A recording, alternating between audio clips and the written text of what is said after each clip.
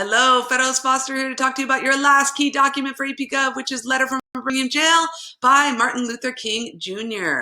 Now, this document is unique because it is much more recent than most of our documents which were written in the 1700s and 1800s. The enduring understanding on this document is that the 14th Amendment's Equal Protection Clause, as well as other constitutional provisions, have often been used to support the advancement of equality.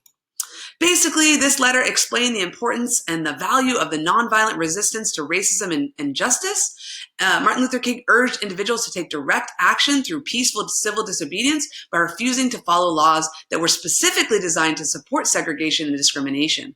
He argued that individuals had a moral obligation to break these unjust laws rather than waiting for justice. So the main idea in Martin Luther King's letter is that justice delayed is justice denied, and that injustice anywhere is a threat to justice everywhere. That's him responding to basically people saying, why are you coming into Alabama since you're just an outsider? And he's saying, if I see injustice, I'm going to go and take direct action. He said that freedom is never voluntarily given by the oppressor, that it must be demanded by the oppressed.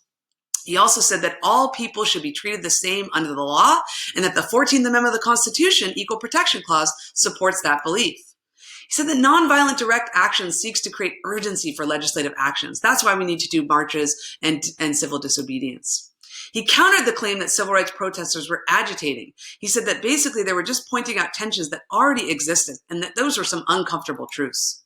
He owns the extremism in support of a noble cause, such as fulfilling the promise of America, basically as long as we follow those tenets of nonviolence. So he wants to achieve equality, but he doesn't want to use violence to achieve it.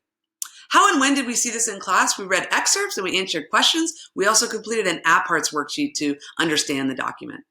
This document could be used to connect to the Equal Protection Clause of the 14th Amendment.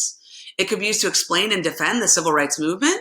It could be used to explain the need for direct action by citizens to change laws and public policies, the need for interest groups.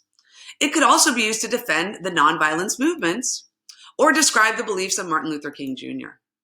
Okay, that's it for your document overview. You can follow me on Twitter, and as always, keep calm and Viking on.